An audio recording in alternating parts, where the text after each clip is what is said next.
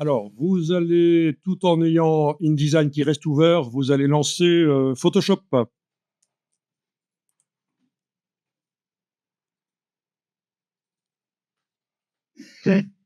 Oui, parfois, quand on est sur des ordinateurs pas puissants, il faut quitter InDesign pour pouvoir lancer Photoshop. On ne peut pas les faire fonctionner en même temps, mais là, il n'y a pas de problème. Vous avez des ordis qui sont assez puissants, donc ça va aller.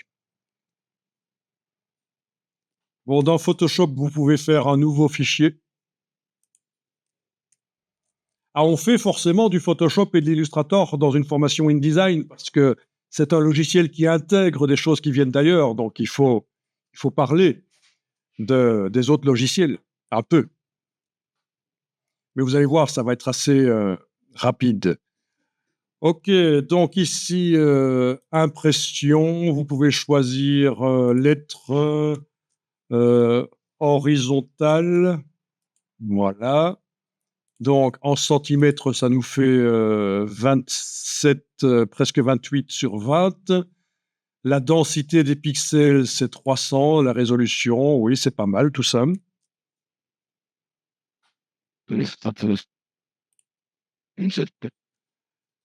Bon, on va rapidement générer une image. Donc, est-ce que vous voyez la barre des tâches contextuelles? Chez moi, dans le menu fenêtre, je dois la faire réapparaître fenêtre, barre des tâches contextuelles.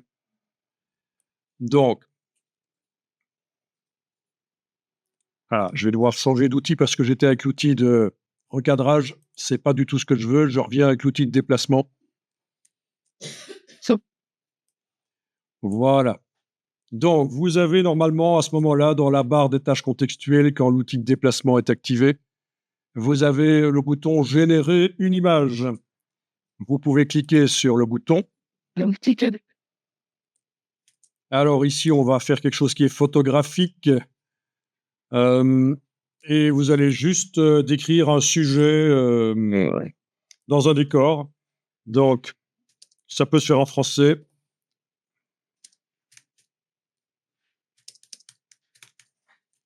Ou en anglais si on veut se la péter, comme moi. J'adore me la péter.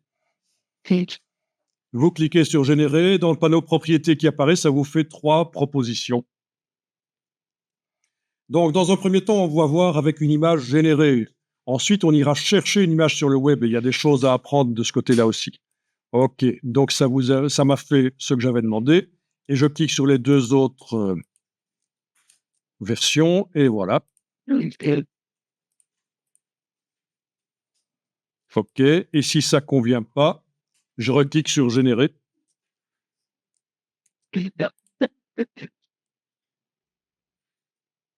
Bien sûr, là, j'ai juste fait un mini prompt sans vraiment contrôler le résultat avec une image de référence ou une composition de référence, donc c'est un peu du n'importe quoi.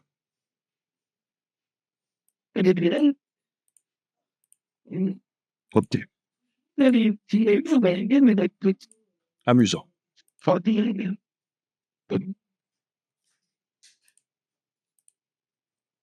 OK, il a quand même une sale gueule. Alors, avec le lasso, si vous voulez, vous entourez la partie problématique. Le lasso, vous le voyez? Il faut peut-être mettre la palette des outils en 2 colonnes, ce sera plus facile avec les petits chevrons ici. Le lasso libre, vous pouvez entourer, ça fait une sélection en pointillé. Et là, vous demandez remplissage génératif. Si vous mettez rien et vous cliquez sur Générer, il va vous faire 3 propositions. Donc, c'est comme ça qu'on peut corriger certaines parties qui seraient problématiques.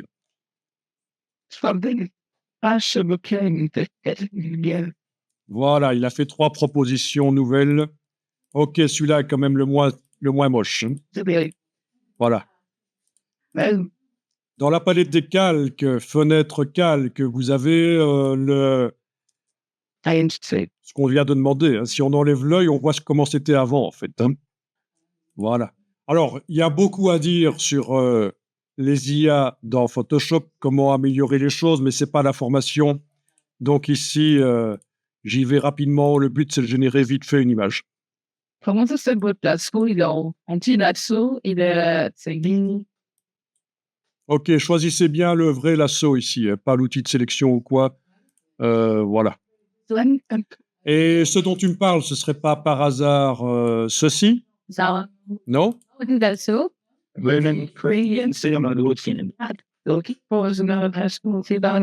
Oui, chaque fois que vous voyez le petit triangle en bas à gauche de l'icône, ça veut dire qu'il y en a d'autres derrière, hein.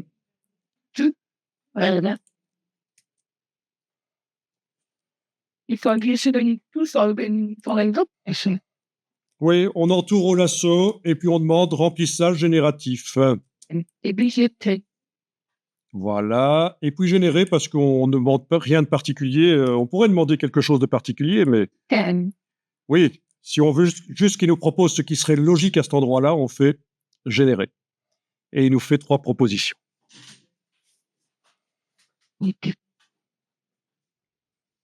Bon, c'est encore flou quand on demande vraiment beaucoup de pixels, c'est encore flou en 2025. Voilà. Ah oui, il a carrément modifié la position du chien. Ok, on va dire que ça, c'est bon. Comme ça, vous voyez comment ça fonctionne. Bien.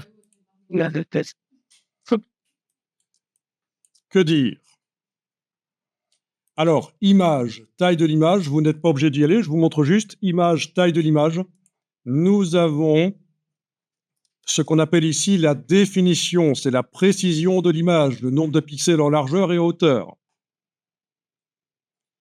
Nous avons ici la taille en centimètres et ici le nombre de pixels par centimètre, 118, mais en général, on travaille plutôt en pixels par pouce.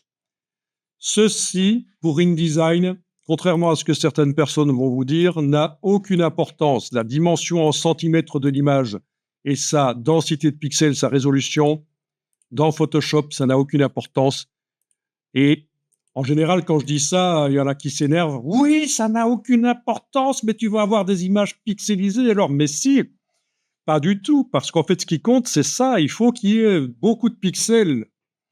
Là, on a 3300 pixels en largeur et 2400 en hauteur. On n'a jamais dit que le nombre de pixels dans l'image n'avait pas d'importance. C'est le nombre de pixels par pouce et les centimètres qui n'ont pas d'importance. Par contre, la définition, oui. Alors, 3300 fois 2400, c'est quand même beaucoup de pixels. Si je prends mon outil de capitaliste, 3300 fois 2400, ça fait combien? Ça fait quand même 7 920 000 pixels dans cette image, donc c'est beaucoup. Ok, donc dans l'image taille de l'image, il n'y a rien à faire, pas besoin de faire quoi que ce soit. Et alors, c'est une image de type RVB. On en reparlera, ça, les images RVB. Bien sûr, il y a plein de retouches qui pourraient être faites dans l'image ici. Vous allez l'enregistrer dans le dossier de cet après-midi. Fichier enregistré sous format Photoshop, évidemment. Il y a des calques, il y a de l'IA dedans, donc pas PNG, JPEG ou quoi que ce soit. On va garder Photoshop. C'est un très bon format pour faire de la mise en page avec InDesign, c'est pas un problème. Et donc, l'après-midi,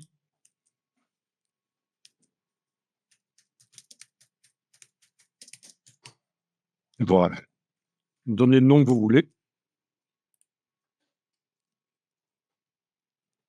Alors, on passe à InDesign, commande tabulation sur le Mac, Alt-Tab sur le PC, et on passe à InDesign. Et là, je vais passer à la page suivante, en fait, Tom. Je vais faire le test sur la page suivante. Parce qu'on a déjà chipoté sur la première page. Et alors, vous allez importer l'image. Alors, il y a 2 manières d'importer. On va voir la première. On l'importe dans un bloc existant. Vous avez ici la création de bloc image. Mais ça pourrait être un bloc comme ça marche aussi. Tant que le bloc ne contient pas de texte, il pourrait servir à mettre des images si on voulait. Et vous tracez un bloc image. Voilà, je l'ai fait délibérément vertical. Et vous demandez fichier, importer. Votre bloc est sélectionné avec la flèche noire, il faut... Enfin, si vous venez de le faire, il était sélectionné de toute façon. Fichier importé et vous allez chercher l'image PSD. Voilà.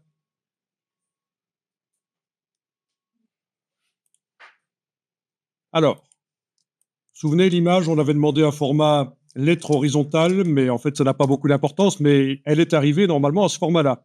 Si vous double-cliquez sur le bloc pour descendre au niveau de son contenu, vous voyez les limites de l'image en brun. Oui. Et on peut, en appuyant et en bougeant, on peut la repositionner. On peut aussi agrandir l'image avec l'outil de transformation et la touche majuscule. Donc vous avez compris, avec la flèche noire, on a double-cliqué sur le bloc, on est arrivé dans son contenu en fait. Je répète, là je viens de cliquer avec la flèche noire à côté de tout, rien n'est sélectionné. Donc si on sélectionne comme ça, c'est le bloc, c'est le conteneur. Si on veut modifier l'image à l'intérieur du bloc, c'est le double-clic. Et à ce moment-là, les limites de l'image apparaissent. Et en appuyant et en bougeant avec la flèche noire, on peut repositionner. Mais on peut aussi, avec l'outil de transformation, en prenant une poignée du coin et la touche majuscule pour garder les proportions, on peut aussi agrandir ou réduire. Et repositionner si on veut. OK. Et bien sûr, avec la flèche noire, on peut modifier les proportions du bloc. Donc là, je n'ai pas double-cliqué, je suis au niveau du conteneur, le bloc. Et si on prend les poignées, on peut agrandir dans un sens ou l'autre, quoi. Voilà. Tout est possible.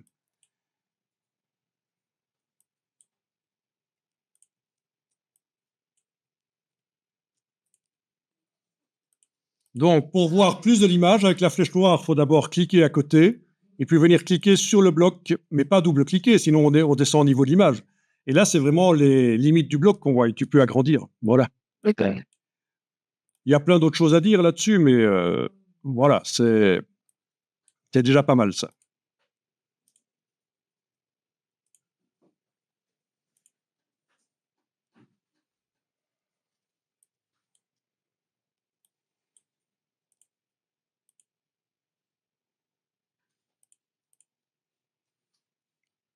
Alors, on va aller regarder un peu si techniquement ce serait utilisable.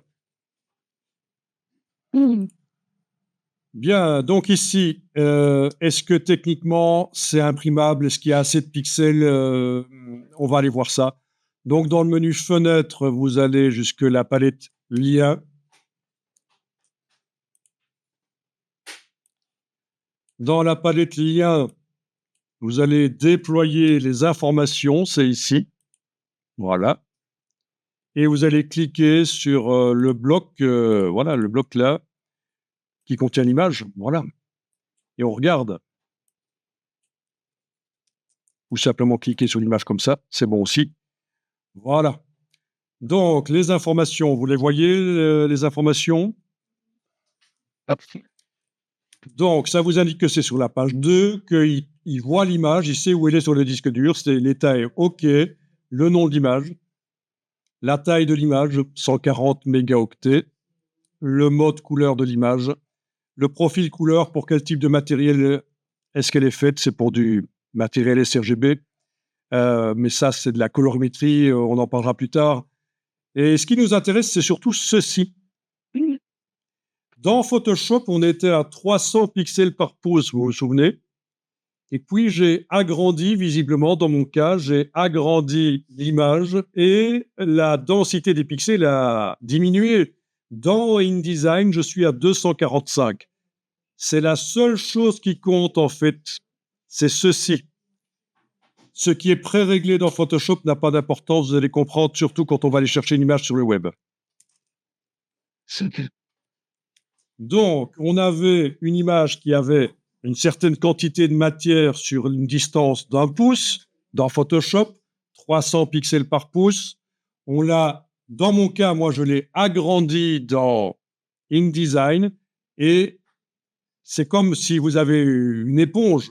Voilà, elle est constituée dans la vraie vie, une éponge, elle est constituée d'une certaine quantité de matière sur une certaine distance, on est d'accord. Vous tirez dessus, elle devient plus grande parce qu'elle est un peu élastique, l'éponge. Mais par contre, sur une certaine distance, il y a moins de matière. On est d'accord, c'est logique, mais c'est le même principe pour les images. Les pixels s'étendent. En quelque sorte, ils s'éloignent les uns des autres. C'est la densité des pixels, c'est la résolution. Donc, est-ce que c'est suffisant dans mon cas 245 ou pas? Ça dépend. Si c'est pour une impression sur une imprimante jet d'encre, il faut que la densité soit à 150 ou au-dessus. Je suis au-dessus de 150, donc c'est bon. Si c'est pour une impression offset chez un imprimeur, il faut que ce soit généralement 300 ou au-dessus. Je suis à 245, c'est pas bon. Donc je suis dans le cas où j'ai une image qui serait imprimable correctement sur du jet d'encre, mais pas sur de l'offset d'un imprimeur. Donc que faire? Eh bien, la solution, il y en a plusieurs bien sûr, c'est ceci. Avec l'outil, d'abord, je sélectionne le bloc avec la flèche noire. Je double-clique pas, je ne suis pas au niveau de l'image à l'intérieur du bloc, c'est vraiment le bloc. J'active l'outil de transformation et je vais prendre la poignée du coin et réduire avec la touche Shift enfoncée. Et qu'est-ce qui se passe au niveau de la résolution? Ben, si je fais l'image plus petite, ça se densifie. Ça va se densifier. Si je la fais plus grande, la densité diminue, la résolution diminue. Donc, ce qu'il faut, c'est être au-dessus de 300. 300 ou au-dessus. Si l'imprimeur vous a dit que vous devez lui fournir un PDF avec des images à 300, ben, vous n'avez pas le choix. Avec le cadrage qu'on a choisi pour l'image, on a laissé tomber une partie. Il faut absolument la faire plus petite si on veut être à 300 ou au-dessus. Voilà.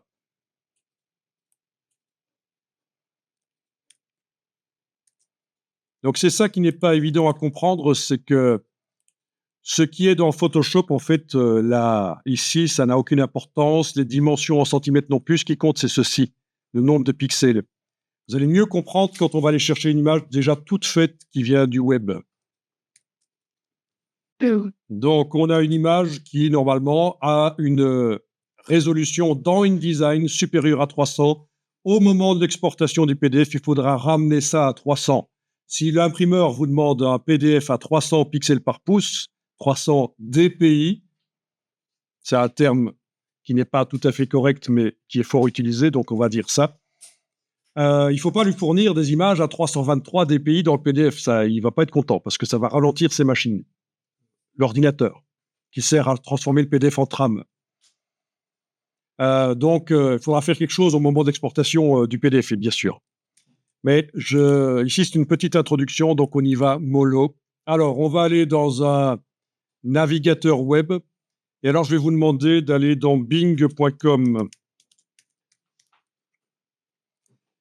Je vous déconseille Google parce que dans Google, les images, on n'arrive pas vraiment, à moins de s'y connaître, à les afficher avec tous leurs pixels. C'est souvent des prévisualisations pour une raison juridique, pour simplifier les choses. C'est pour ça que j'utilise plutôt le moteur de recherche Bing.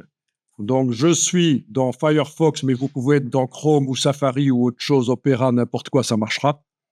Et le moteur de recherche, c'est bing.com. C'est le moteur de Microsoft. Il y en a d'autres. Je vous déconseille juste Google pour trouver des images. Alors, bien sûr, il y a aussi tous les stocks. On a vu tout à l'heure Adobe Stock qui propose plein d'images. Vous avez plein de banques, Envato, FreePic, tout ça, c'est bourré d'images que vous pouvez télécharger. Mais là, je veux rechercher une image qui est sur le web. OK. Alors, quelques petites questions pour décompresser, là.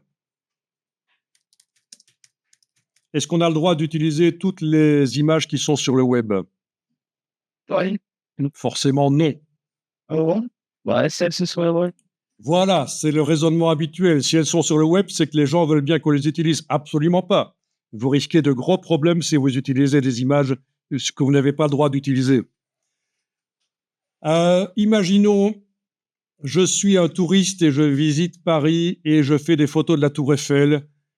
Est-ce que j'ai le droit de mettre les photos sur Facebook ou sur n'importe quel autre réseau social? Oui. Oui, parce que c'est un touriste qui montre là où il est. Comme ça, on sait qu'il faut aller voler chez lui. Il est à Paris. Je rigole. Je fais de la com, je diffuse des flyers. Est-ce que j'ai le droit d'utiliser des images de la Tour Eiffel? J'ai pas une toi. Ça dépend des droits d'auteur, évidemment. Dès qu'il y a une dimension commerciale ou communication à grande échelle, il faut commencer à réfléchir. Parmi ces images, en imaginant que je les ai toutes faites moi-même, je suis l'auteur.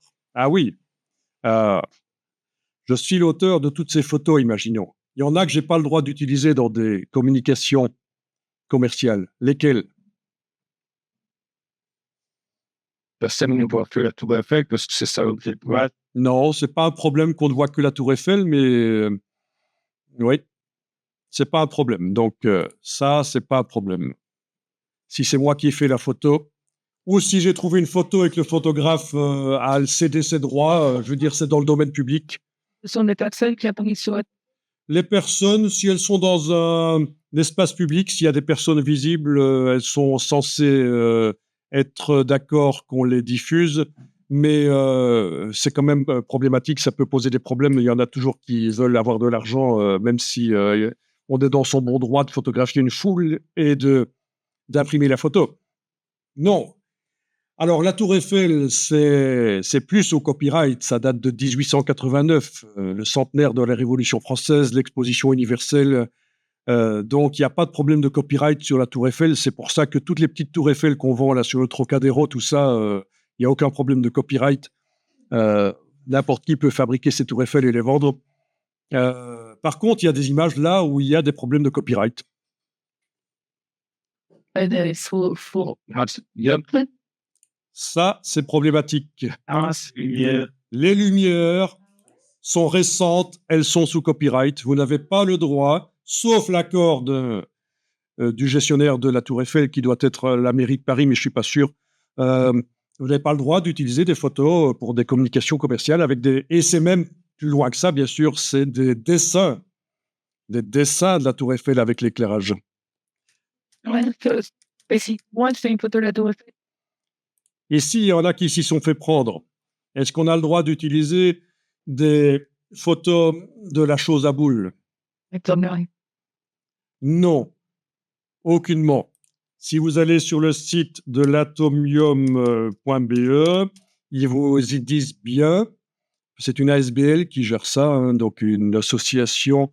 Ils vont vous dire ça quelque part. Presse, voilà. Droit d'auteur, l'image de l'atomium est protégée, ne peut être utilisée qu'à certaines conditions. Bien entendu, un touriste qui met ça sur Facebook, il n'y a pas de problème. Hein. On est d'accord. On parle ici d'utiliser l'image pour faire de la com.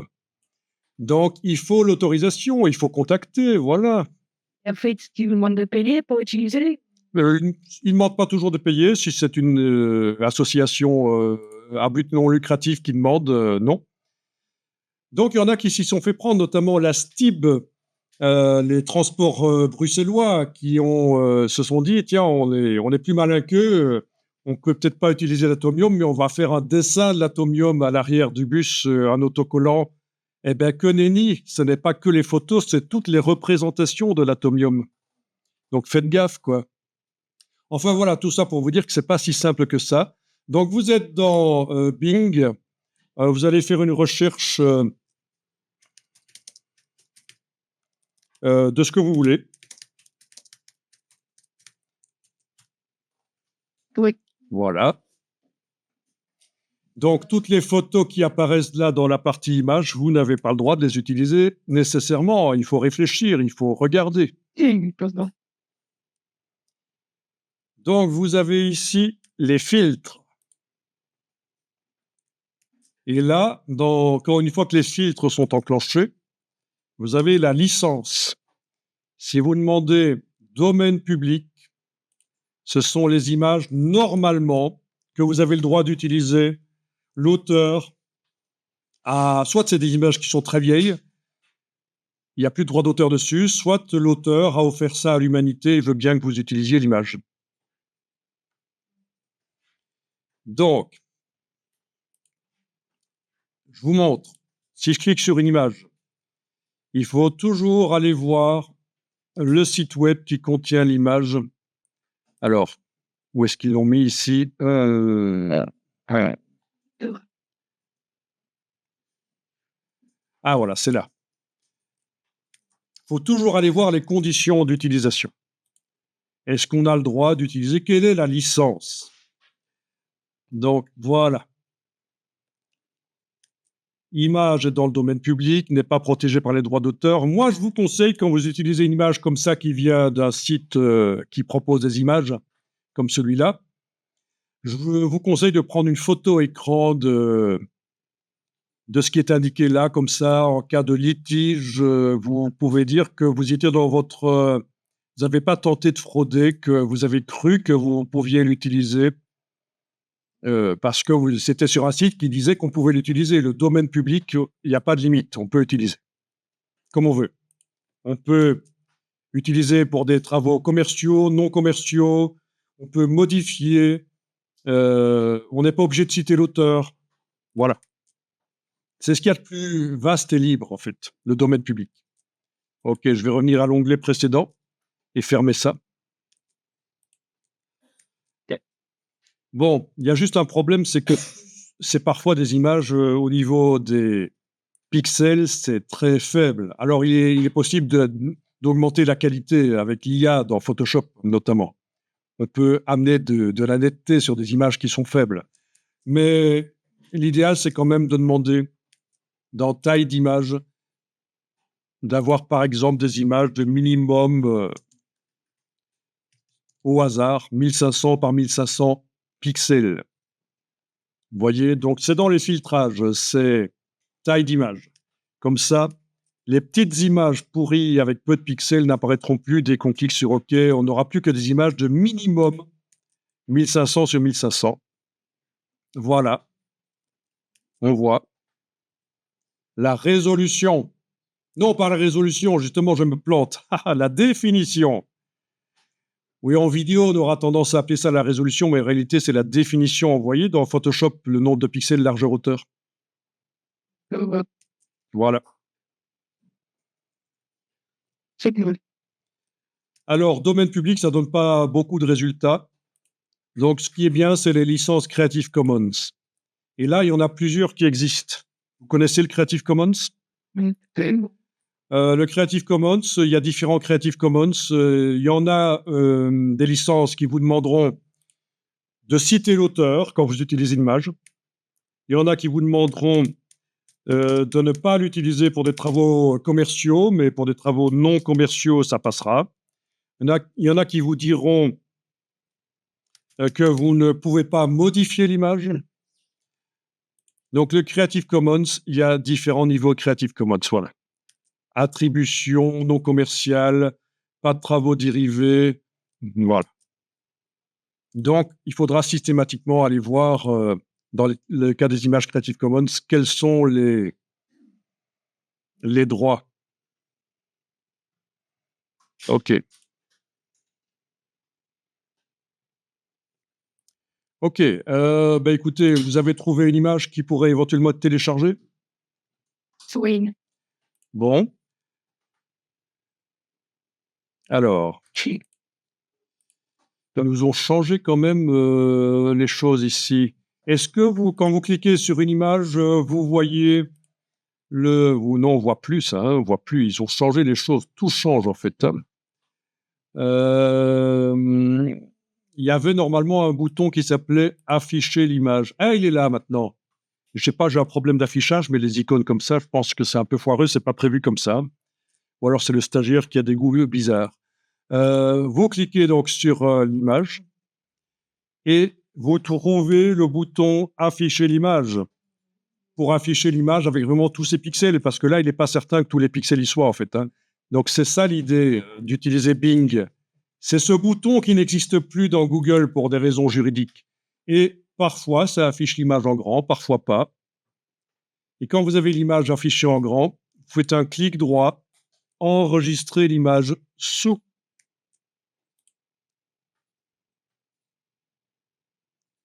Et voilà, je l'enregistre dans le dossier du jour 1 après-midi. Le format sera souvent du JPEG, du PNG. Voilà, je ferme avec la petite croix et je peux en tester d'autres éventuellement. Clic droit, enregistrer l'image sous.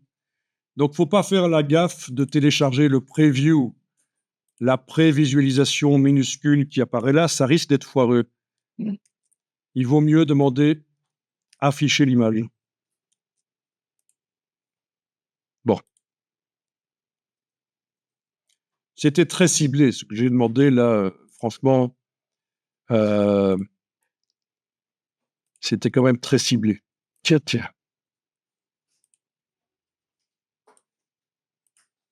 Surprenant ça.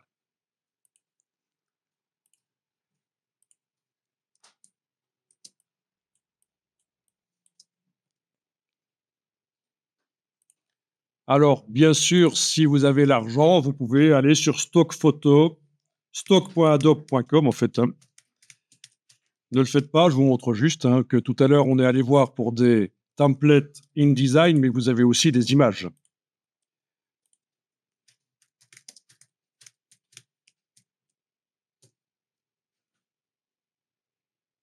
Voilà. 88 000 résultats pour des chiens dans la rivière.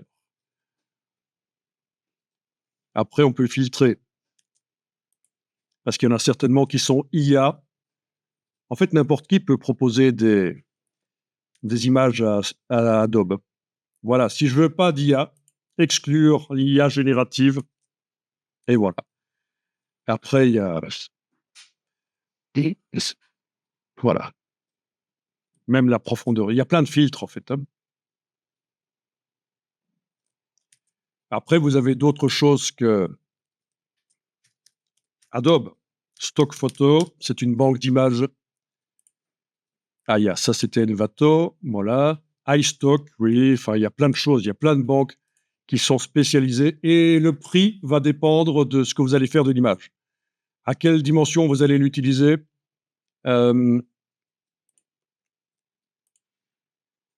Combien de personnes vont être touchées par la publication. Voilà. Bien. Bon, là, vous pouvez les ouvrir dans Photoshop, fichier ouvrir.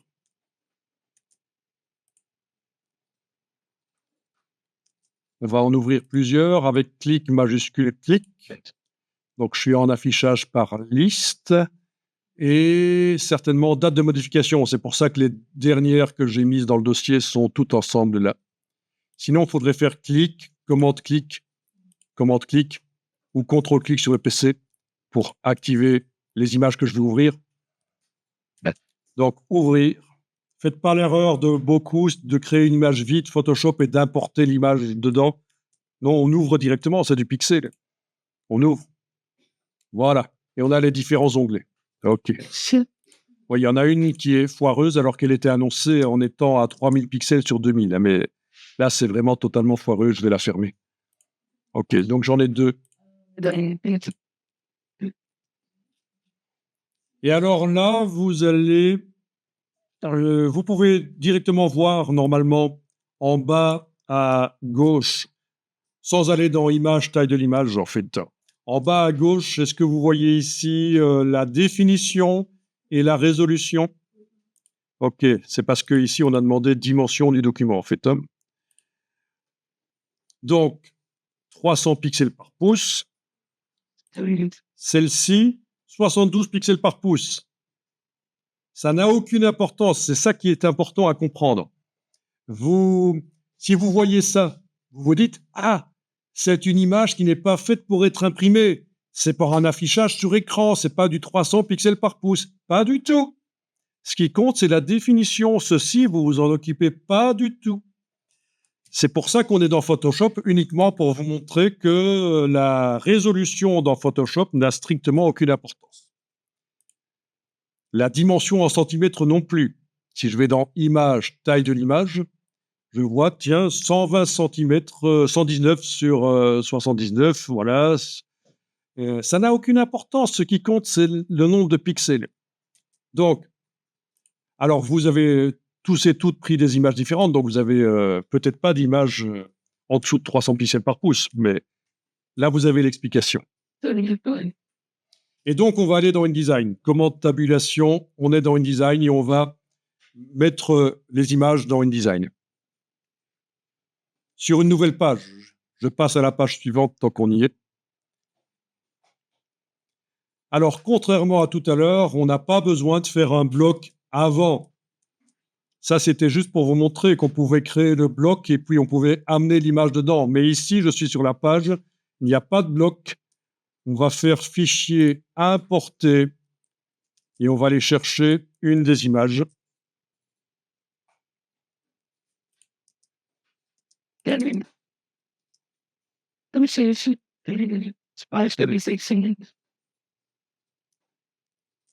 Vous cliquez sur ouvrir et vous avez l'image qui est dans le curseur.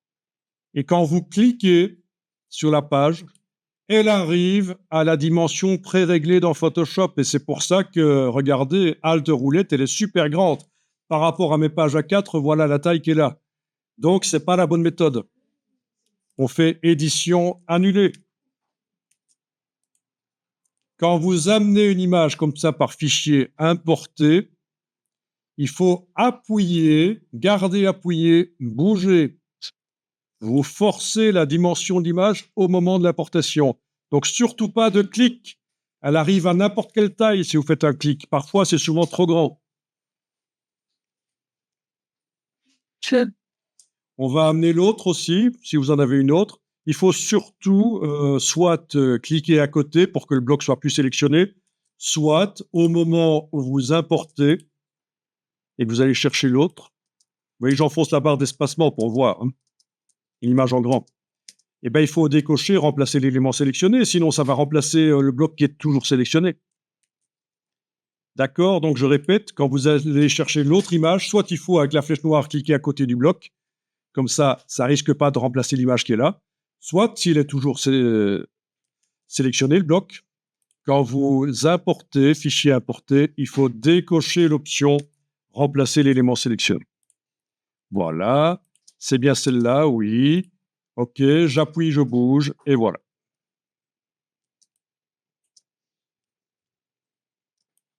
Donc, quand vous cliquez sur une de vos images ou l'autre, vous voyez dans la palette lien les informations. Donc, celle-ci, qui était à 72 pixels par pouce, ah ah, pas bon ça. C'est une image pour le web. Pas du tout. À la dimension en centimètres que je l'ai mise, à laquelle je l'ai mise dans InDesign, les pixels de l'image se sont tassés les uns sur les autres. On est à 480 pixels par pouce. On est largement au-dessus de ce qui est nécessaire des 300 pixels par pouce pour une impression chez un imprimeur. L'autre, qui était à 300 pixels par pouce, redimensionné à la dimension que j'ai, ben on est largement au-dessus des 300, donc c'est bon. OK? Donc c'est super important. Si vous ne comprenez pas ça, vous allez perdre un temps fou. Il y a des gens qui fonctionnent comme dans les années 90, qui vont vous dire, dans les années 90, en fait, les logiciels ne faisaient pas bien leur dimensionnement des images. Ce qu'on est en train de faire là dans InDesign ne marchait pas bien. Et donc, il fallait ruser, il fallait dans Photoshop mettre les images à 300 pixels par pouce avant de les amener dans InDesign. Ce n'est plus nécessaire. Vous ne vous occupez pas du tout de la résolution et des centimètres dans Photoshop. Tout se passe dans InDesign. Si on est en dessous des 300, Si vous êtes en dessous des 300, il faut faire l'image plus petite, comme on a fait tout à l'heure, pour densifier les pixels avec l'outil transformation. Ou alors, il faut l'ouvrir dans Photoshop et multiplier les pixels par IA, amener du détail. Voilà. Donc, je vous rappelle, pour une impression jet d'encre, 150, c'est bon. prenez impression chez un imprimeur, en général, c'est 300. Parfois même plus, 400, 450, ça dépend. L'imprimeur vous dira en fonction de la qualité que vous voulez. Bon, et puis là, flèche noire pour recadrer. En prenant les poignées, bien sûr. C'est comme tout à l'heure. Double-clic sur l'image, puis appuyez, bougez pour la repositionner dans le bloc. Outil de transformation, si on veut l'agrandir, en prenant les poignées de la vraie image, ces vraies dimensions, avec la touche Shift. Ah oui, petite astuce que je vous ai jamais donnée là. Si on enfonce en plus de Shift, on enfonce Alt pendant qu'on fait ça. Vous voyez ce que ça fait? Ça s'agrandit dans tous les sens. Sans la touche Alt, voilà ce que ça fait, la touche Shift. Avec la touche Alt, voilà ce que ça fait. Donc c'est intéressant. Je vais le faire ici si vous voulez. Je recadre. Je double-clique. Voilà les dimensions de l'image, le cadre brun. Je prends l'outil de transformation. Je prends une poignée du coin. Avec la touche Shift, voilà ce que ça fait, comment ça se redimensionne.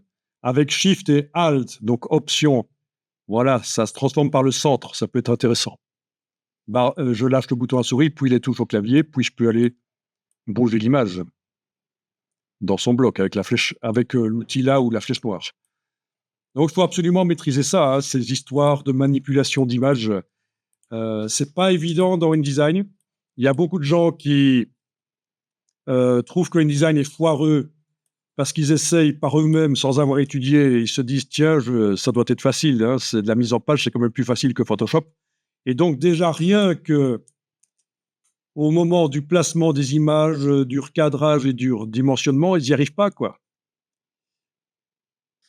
Et alors, on crie au scandale. InDesign, quel logiciel pourri, bug. Alors, petit secret, en général, le bug se situe entre le dossier de la chaise et l'écran, en fait. Si vous voyez ce que je veux dire. Entre le dossier de la chaise et l'écran, c'est là que les bugs se situent, en général. Ça arrive des bugs, mais voilà. Les logiciels, en général, ça marche bien. Et moi, j'ai opéré Donc, j'ai passé ça sous silence parce que sinon, c'est trop d'infos. Mais oui. Là, si je sélectionne l'image avec la flèche noire, par exemple, pas l'image. Quand je dis l'image, ça veut rien dire, en fait. C'est le bloc, le conteneur. Hein, parce que, voilà, qu'est-ce que c'est l'image? C'est le truc à l'intérieur ou le truc à l'extérieur. Donc, le bloc, voilà, je sélectionne le bloc. Si je le bouge avec la flèche noire, voilà ce qui se passe. Vous voyez? Si j'appuie une demi-seconde et puis que je bouge, il y a la prévisualisation. Et c'est la même chose pour tout le reste. Si je double-clique et que je prends l'outil de transformation, si je prends une poignée et que j'appuie une demi-seconde, quand je redimensionne, avec Alt majuscule dans ce cas-ci, je vois. Tandis que si j'appuie pas une demi-seconde, quand je redimensionne, ah tiens, là, il l'a fait une fois, donc il est... Ah si, là, ça marche, voilà.